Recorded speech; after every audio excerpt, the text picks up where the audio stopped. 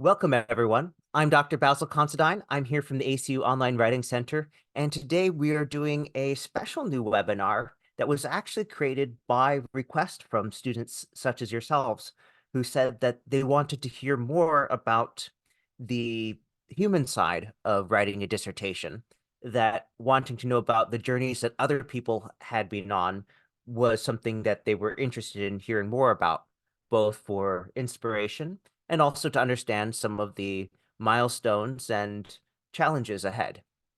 A little bit about myself before we dive in. So, I have been at the ACU Online Writing Center for more than 5 years now. I joined in November 2018, originally for assisting with the project, and then I spent some time as the interim director, and I'm the head of doctoral writing. My job is more or less to help students get through and finish their degrees in as timely a fashion as possible. I do that through webinars such as this. I'm available by a special arrangement for giving feedback on dissertations and doctoral projects and master's capstone projects. And usually students come to me for one of three reasons. The first is much of the year, you can just make an appointment with me, sign up on the schedule, and they happen to work with me that way. The second way that students often work with me is that they're referred by a faculty person or a colleague because there's something that's not working as well as they'd like. Perhaps the grade isn't what they're hoping for. Perhaps something was sent back for revisions. Perhaps they're stuck. And that's all fine. That's one of the reasons that we're here. The third reason that people get referred to me is usually because they have something that comes up in a good way, where they get a job offer where they have to finish their degree and they have to do it soon. This has been from 1 month to six. 1 month is tight timing. 6 month, it's generally doable for any dissertation, but there are some priorities that we need to keep in mind. And you'll find that some of the anecdotes that we're looking at today talk about that trade-off of saying, oh, well, this is now the priority that needs to get done. And how does it shape how I approach the dissertation? And I'll say a little bit more about that, how it's manifested in my and other careers after that. Generally, we have ideas about the things we would like to do, and then there's some sort of rationalizing that. For example, you might have a car in mind that you want to buy, and then you realize that it costs more, it doesn't fit your parking space, that it gets terrible mileage, any number of things that might say, okay, not now for this one. Or you might have something that causes things to change. If your family grows and that little coupe that you were driving around now needs a rear seat to put a baby seat in, well, that's a great reason to change, but it does mean that you will probably want to get a new vehicle if that's something that you're going to be doing. So, with no further ado, let's look at some of the anecdotes that faculty have shared with us on this topic of how to navigate the dissertation or doctoral project journey. So, as part of researching for this webinar, I spoke with 10 faculty persons at ACU and at other institutions, and they gave a set of advice. And so I'm going to read each set of advice, and then I'm going to talk about that and talk about how you might connect through various ACU services. So this I thought was a particularly lovely way to put it from a student I worked with who was working on their dissertation in theology at the time when I first met them. A dissertation is a milestone that you reach and then move past. Don't make it so large that it's a millstone around your neck. Now, this brings us to a perfectly reasonable question, which is, how long does your dissertation need to be? I will tell you that my PhD dissertation was somewhere in the hundreds of pages, and that the longest doctoral dissertation that I've seen was over 500 pages. You do not need to write something that long. a doctoral dissertation should be just as long as it needs to be. And most of the projects that you would be doing for a professional doctorate in education or a professional doctorate in nursing can be much more concise. And I would say, as faculty person has said here, the dissertation or doctoral project or your master's capstone or thesis, if that's what you're working on, it's something that you reach. And then you have the whole rest of your life to do other things, including doing more research if that's something you want to do. The uh, best example that springs to mind is a conductor who I worked with, who currently works for a very famous choir that if I named it, you would instantly be able to search them and find who it was because it is that famous a choir. And they got a job offer for this very famous choir that required degree in hand. And degree in hand means when you start the job, you have to have this thing or you don't get the job. Well, it was that moment of truth. How much did he need to write for this dissertation? In that particular case, because of where he was, what should he be writing about? And I would liken this to if you're in any job and you're asked to do something on short notice. There's a certain amount of prep that you can do, but you're going to be mostly working with what you know well. And this is actually a situation that I've seen with several conductors that I've worked with over the years, where they got the job offer, they had to wrap up all their stuff and move to that place. And what did they end up writing? Something that they knew how to do, that was related to the expertise that they built up over their career, and that also was a nice milestone that they could present and then move on from. So a very common one for a music conductor in that thing is to present, all right, so if you're going to conduct these pieces of music, here's how to go about doing that efficiently. Here are some areas you probably want to work on. Here's a guide for what the stuff means, which is exactly the kind of thing that another conductor would pick up and say, oh, this is super useful. This saves me a ton of work. And in many cases, the research that you will be doing as doctoral students or master's students is going to be that for someone else. And so it doesn't have to be a giant textbook. In fact, it very probably should not be, but something that is useful to other people is a great piece of professional literature to put out in the world. And if you're wondering, do people read theses and dissertations? Yes, sometimes in surprising places. We have a electronic theses and dissertations database, and it's surprising to see some of the countries where people are downloading these from. But when I was in sub-Saharan Africa, I went to a university and they had a set of theses that they had printed out and bound and put on their shelf because they were about how to expand a university. And that was the task that they were looking at. And that was what they wanted to see what other people had to say about it. And since they didn't have most of the books referenced in the dissertations in the library, it was a great help for them. All right. I do encourage questions and comments as we go along because the purpose of this webinar is to help students such as yourself. You'll get more of these glimpses into other people's experience, and we will have a discussion at the end, for which I will turn off the recording. So our next anecdote is about the theme of what you need versus what you want. And this faculty person said, think about the ideal dissertation that you want to write.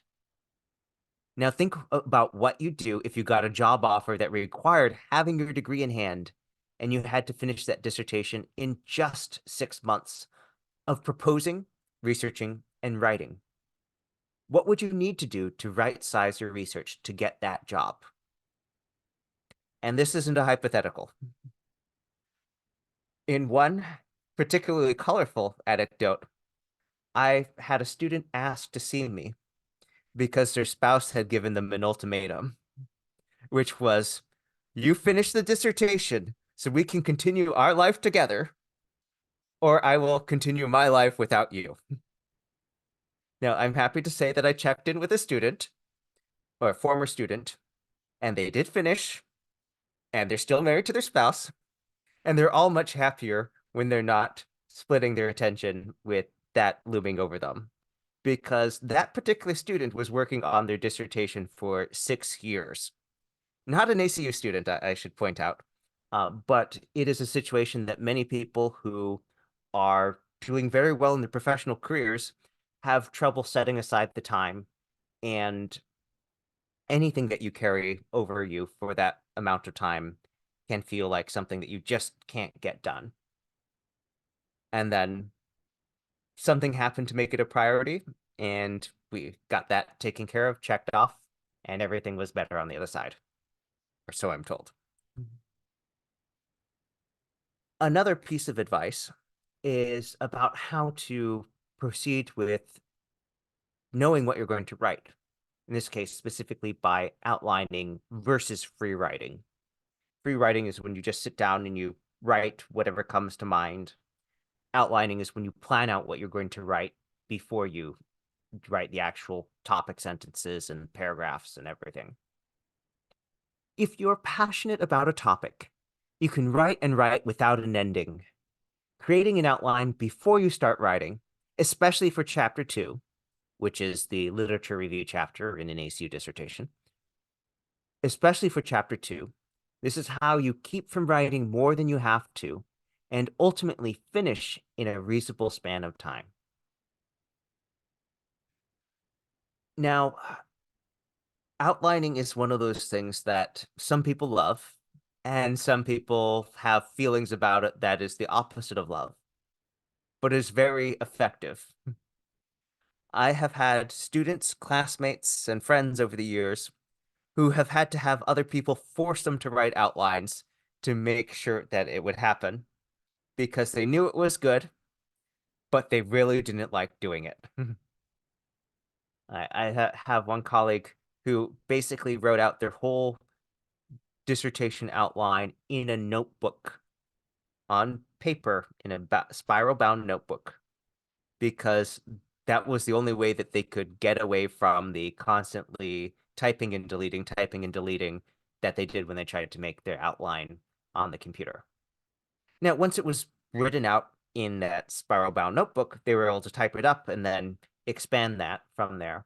But for them, getting over that hump involved taking their normal way of operation out and literally being left in a room with no windows and a shut door until they finished it. Uh, these extreme measures aren't usually required, but it was what they found worked for them, and you may have something that is a similar concession or a way to focus for yourself. Another piece of advice that I cannot echo strongly enough, ask for help. Writing a dissertation by yourself is rather like raising a child entirely by yourself. It can be done, but it'll be a lot harder than if you have friends, family, babysitters, teachers, and other people helping you along the way. Sometimes the most valuable gift is other people giving you some time alone to gather your thoughts and write 2 good pages in a day. And I will say, just from having looked at, the last 100 or so dissertations to come out of ACU, if you wrote 2 good pages in a day, you'd be done in a couple months. And I've seen people do exactly that. It helps if you know what you're going to be writing. It helps if you've done the work in an organized fashion, so you're not having to constantly relook things up, but it's certainly doable. Our next piece of advice can be summarized as know when to stop. Diminishing returns. It's when you put more time in and you get less and less for it. It's when you should stop and change something, like taking a break or calling it a night. I knew what it, meaning diminishing returns, was, but I didn't realize how much I needed to be aware of it in my own life until I realized that I was spending hours writing late at night, only to spend more hours in the morning to try and figure out what I was actually trying to say. If I'd just gone to sleep when I got tired, I would have done a lot less erasing and deleting and be done faster. It's good advice. This is something that people who are used to being able to put in a little bit more time, stay up later, borrow some time, uh, are usually able to manage until they encounter something that is so far outside their normal. And for some people, that's, they start nursing school, and then there's all this anatomy and physiology that's being used at a higher level of detail, and it's coming really fast. And there's all this other stuff that you're doing at the same time. And that's when they hit a point like this. Med school is infamous for it. So it is getting a doctorate in education or nursing practice. Uh, Most people who are in these programs are working a bit more than full time. And if they're not, there's usually something else in their life that is equivalent. And that's a lot to acknowledge. And it can sometimes be hard to find when the time that is most productive for you and then to set that aside. Famously, Maya Angelou, the poet and novelist, she would get up early in the morning so that she could have at least an hour before her kids woke up. Not that she didn't love her kids, but once they were awake, her priority was tending to them and all of the things that came with parenting. And so the way she found time to write was to get up before they did. And that the inverse, the waiting after they've gone to sleep, that would be the worst time for her to be working because she'd be exhausted. So know yourself. There are some people who work better at night than they do early in the morning. Some people who need that coffee in the morning before it becomes a productive time. Uh, and this is something that I recommend experimenting to find out about yourself and this particular task while you're in your earlier coursework. This next one I call the tortoise and the hare anecdote, but for writing and not races. I will say I have run a few marathons in my life. Uh, that was easier and faster than writing my dissertation. It may have been more painful on my feet in the short term, but they were done faster. So this person said, you have your whole life to write a dissertation, but you probably want to be done a lot sooner so that you can live your life and get all the rewards that made you start working on a doctorate in the first place. Once you started, you should A, come up with a plan, B, get the plan approved, and C, keep working to check off things in your plan. In this particular context, I think when they wrote come up with a plan, they're referring to the problem statement and the purpose statement, which really do lay out the major parts of what you would do in your doctoral project or dissertation. And then keeping working to check off things in your plan, especially once you've written your chapter 3, your research methods, you have a plan for, okay, this is what I'm going to do. And you can work on that incrementally. Okay, I finished collecting data. Okay, I finished with the intervention. Okay, I've run it through SPSS. All right, now I need to interpret the results, tabulate them, and explain what they mean in writing. Once you actually get to chapter 4 and chapter 5, those usually work very quickly in a social science dissertation or a education or nursing dissertation. It's the getting that plan, working out the details, justifying it with a lit review, and then just getting all the different pieces together. So chapter 2 is usually the longest because it can be very open-ended, and it's usually far beyond the scope of what people have done in their previous research. But it is ultimately a set of requirements to fulfill And if you've laid that out in an outline, it's eminently doable. And one last comment from this author. Slow and steady will get you done surprisingly quickly if you've asked for and acted on feedback about how to right-size your dissertation. You've probably noticed that that's one of our themes today, how to right-size your dissertation and separate what you can do from what you need to do. All right. Now, I know many of you are juggling different responsibilities in your professions and in the rest of your lives. So, a bit of advice about working while writing. I was a full-time plus nurse for 26 years before I went back to school to get my doctor of nursing practice, and caffeine and late nights got me through all of the courses. It was when I was working on my doctoral project that the system broke down. The parts had to work together, and I was so tired after doubles that I couldn't connect the ideas. Now, if you're in the Doctor of Nursing practice program and you're finding that it's a struggle to balance these things, I hear you.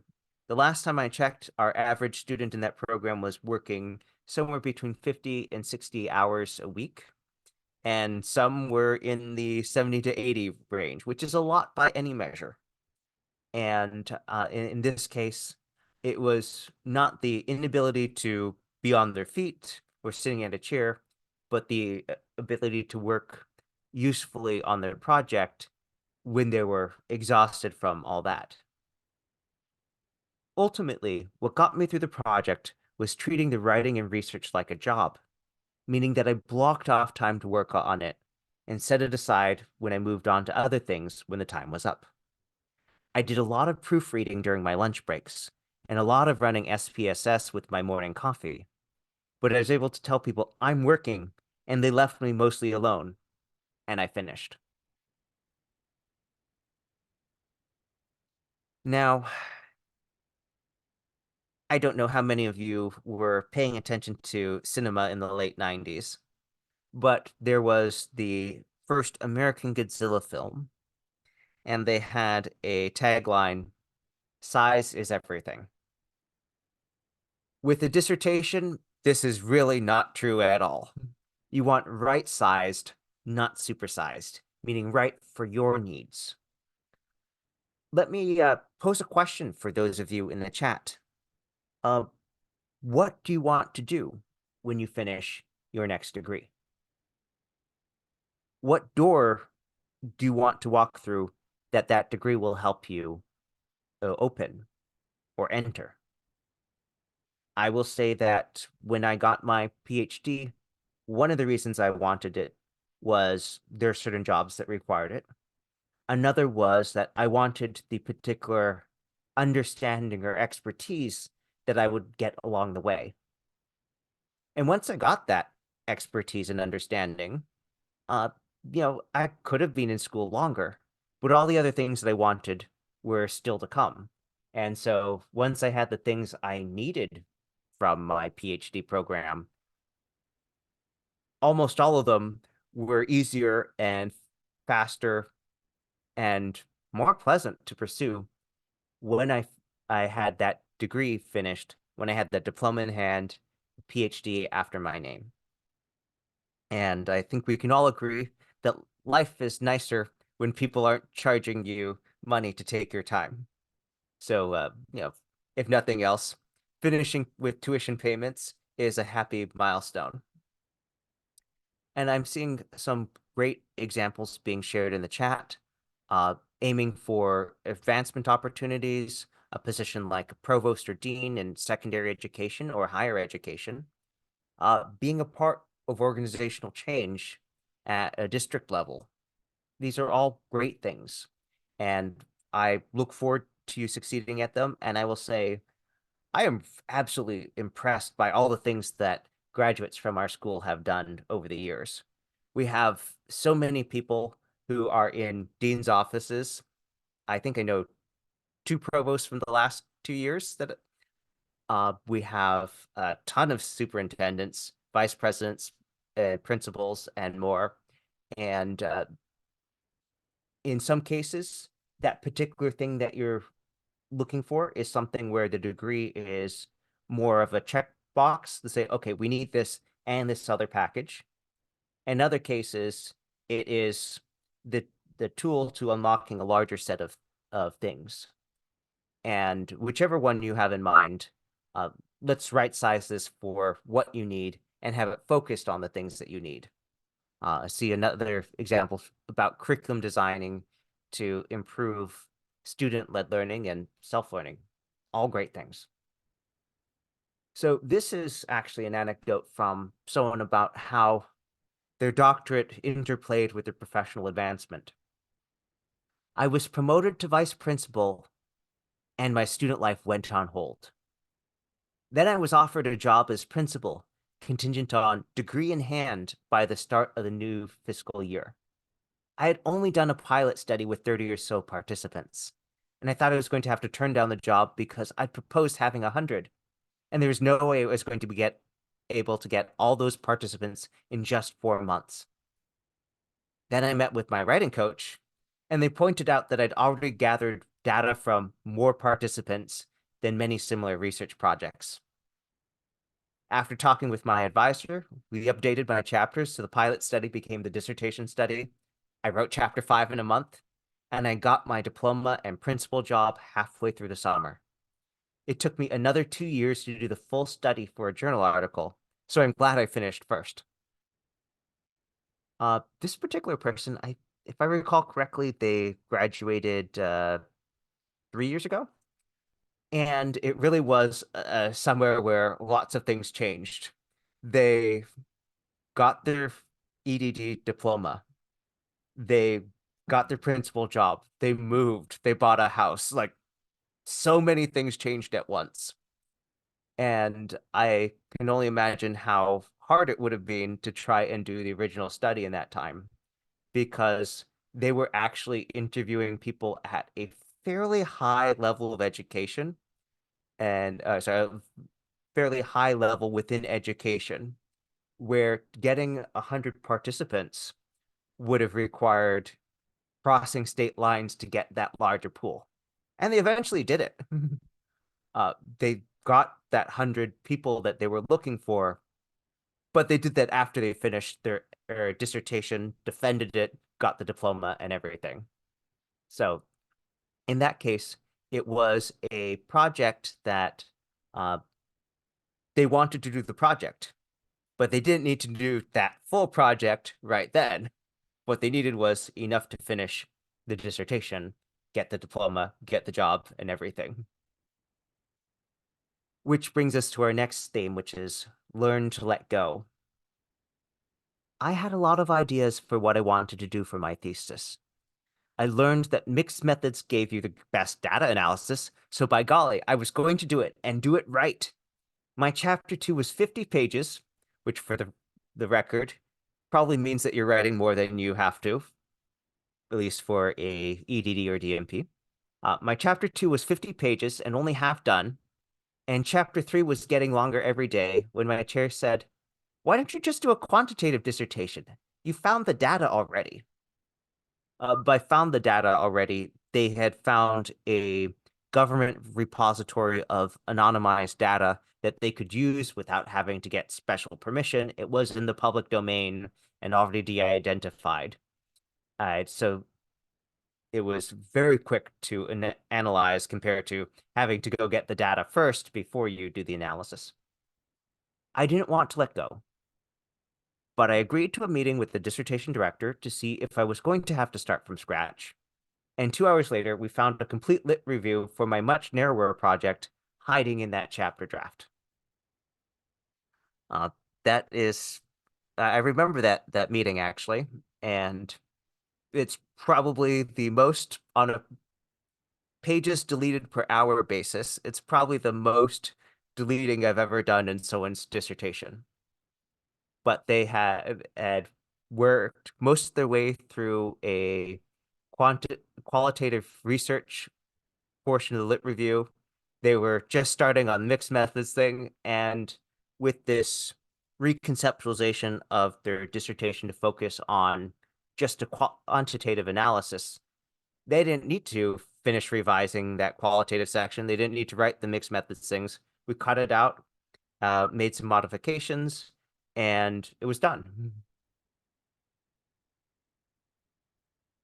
Our last one, I believe, is on the theme of how to communicate more clearly, or lost in translation, find a translator. I didn't grow up speaking English, and by the time I learned it, it was my third language. I had a lot of ideas about what I wanted to do, and my advisor always supported me, but I couldn't get the right words on paper. I'd revise and submit, and it didn't go anywhere. Then I went to a dissertation intensive and met with the writing specialist. They asked me to talk about what I wanted to do and why, and wrote down what I was saying. They made a few small edits, then asked me to read what I had said back to them. That was it. The problem statement I'd been trying to write for a year. There was a disconnect between my thinking and the writing, and getting my actual words on paper let me see what I'd been trying to communicate and what was related, but not actually what I wanted to work on. And with all the advantages of online education in terms of access, this is something that is often a lot easier for people to do in person, just because of how we're excited about our ideas, we're invested in them, and we usually talk with other people about them verbally far more than we are writing about them. And if that's the case for you, great. But let's get what you're saying about it down and see what portion of that is what you want to do for your project. And often that's how people finally are able to spell out exactly what they are proposing to do. Now, this is the point where I'm going to show a couple resources and talk about what we have at the Writing Center coming up that might help you as part of that journey. And then I'm going to stop the recording and we can have an informal chat if you are so interested. So I'm going to go ahead and share my web browser here. So please let me know when you can see the web browser. You should be seeing a window here, and I am at the Online Writing Center page. And on the Online Writing Center website, if you go to our menu here, let me zoom out so you can see it how it looked for you, and you go to Services, Writing Webinars, you will see a list of the webinars we have coming up for this term and the recordings for those we've already done this term. So if you wanted to do this How to Succeed in an Online Graduate Program, you can see the slides and watch the video there. You can also see that we have an archive sorted by program. So for example, if you're in the EDD program, you'd see that there are a couple general ones at the top, and then marching through in course number order by week. Leadership 701, and then, here's a week 2 assignment tie-in, here's a week 3 assignment tie-in, week 4 tie-in, and so on and so forth. So we have covered a very large portion of the curriculum where we talk through and in some cases present examples or model how to fulfill certain tasks. And so we have this for a very large portion of our programs at ACU. Some of them more than others. So if you're in a program and you're saying, hey, could you do something for mine? Let us know, because if you let us know that would be very useful for you, that helps us prioritize doing that thing first. Now, also, I want to call your attention to a couple specific things that are coming up for people who are working on a dissertation or doctoral project. And you'll see that we have our dissertation and doctoral project intensive, where we are going to be looking at in different things, reviewing some APA formatting that comes up with those, talking specifically about problem statements, purpose statements, and research questions. Now, these are also things where if you are writing one of these things and you want to bring in a sample of text, we can workshop it right in that session. That's one of the things that they're there for. If you're not there yet, that's okay. You're more than welcome to attend. But if you're working on one of those things, those are an opportunity to get direct feedback and to also see a conversation, because I will be there with some other faculty members and we will talk about what the text we see speaks to us, which is sometimes about taking the things that are more implicit or suggested and making them more explicit and clear. You'll also see that we have some other ones in that series. So our live edit webinars. So these are things where students will volunteer their draft and request feedback. And for the live edit, it's someone, usually myself, looking at this the same way we would if a client came in and said, I need my dissertation edited. There's some element of, okay, we're just going to fix these things and make it right.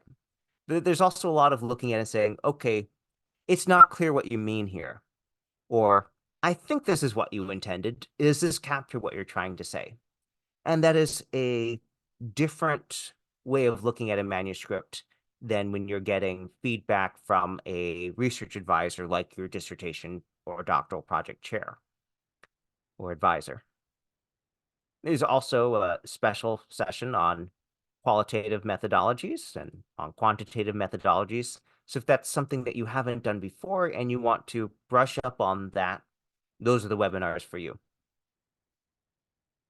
You'll note that we also have a specific one, especially if you're in one of our classes where you're required to write a problem statement, or you've gotten it back afterwards with the suggestion to work on it some more, where you're invited to drop in and bring it for some feedback on that. So as you can see, we have a constellation of related webinars. The whole dissertation intensive series, we do roughly every 2 terms. And but if we're not in the term when you're doing that specific thing, you can always make an appointment with the Writing Center for feedback, and you can always watch the recordings that we have. So for example, if I went to dissertations and doctoral projects here, you'll see that there are a whole bunch of different webinars about particular tasks that come up when you are working on a large document like that, including crafting research questions, things like how to manage time. If you are preparing to write your first longer lit review, tasks like that. Now, just as a quick poll before we wrap up this section, would anyone be willing to share the program and course that they are taking right now in the chat, just so I have a specific example to work with? For example, you might be in Leadership 714 or 701 or DNP 612, Nursing 612. All right, thank you for those examples. So there are some courses for dissertating students that are designed for when you finished the core coursework and it's more about guiding you through the last milestones. And then there are some that are more like we're trying to teach you foundational skills and also acquaint you with key literature and key concepts, especially ones that interlock with your concentration or focus. But let's say that you were taking Leadership 711. So for this one, and just as a reminder, we scrolled down to get to this tab guide and selected LEAD/EDD. So we scroll down and we see, all right, there is a tie-in webinar discussing the very first assignment, the Trade and Skills Leadership Case Study Analysis. We have one exploring the week 3 assignment, the week 4 assignment, and then this is a more general case study analysis that touches on things in that as well. Now, once we get into the 780s, 790s, that's mostly going to be things related to particular dissertation tasks, but not all of it. And there's, for example, Leadership 781. You can see that this is a webinar on writing and organizational assessment about specific tasks that come up in Leadership 786, and then some particular things that were developed by request of students and faculty for these courses as specialized resources. So I always recommend, if you are enrolled in a class, take a look at our website and see if we have a webinar that ties into those. We do update them as different assignments are updated. We do work often with faculty who sometimes give us a list of, and here are things that I wish people would know, and things I would like them to do or not do that we incorporate into that. And it's also something that a lot of students like to do after they've turned in an assignment, but before they embark on the reading, because a lot of these webinars really focus on identifying what are the key things that you need to do for this assignment and how to do it in a systematic, organized fashion so that you can write and research very efficiently, which is a good rhythm to take into working on something like a doctoral dissertation. All right, I'm going to give a couple closing announcements, and then we'll turn off the recording, and anyone who would like to ask a question or weigh in is welcome to that. So let me just wrap things up here.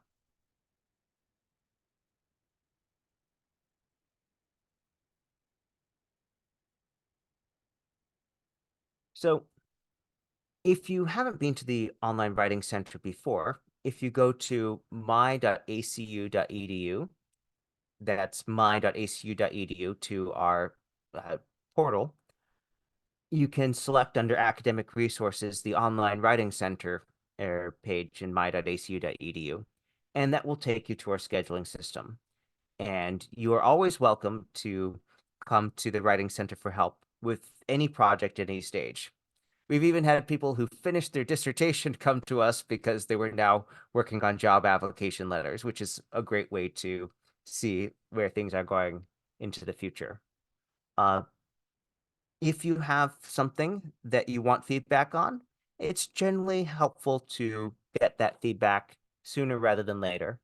And so there are students who will make appointments so that they have accountability, so that there's something that they write and submit in the middle of the week so they can have that feedback when they sit down over the weekend to write in more detail.